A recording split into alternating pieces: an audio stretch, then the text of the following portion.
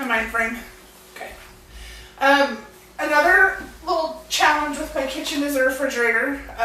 You know, it's a nice fridge, but the kitchen wasn't designed very well.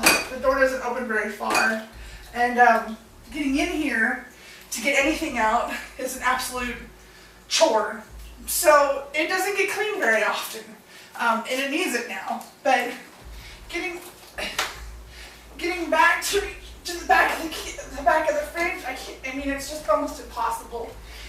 And yeah, there's some fruit in here.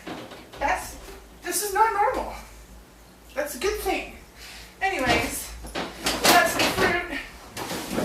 Oh, and see, because I don't clean very often, we have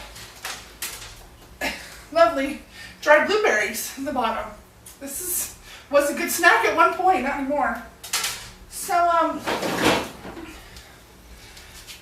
it's just one more way my life is difficult. You know, you can tell I'm getting winded just by doing this.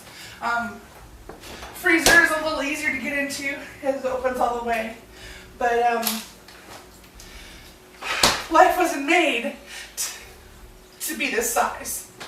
Everything I do is a challenge, and this is just one more.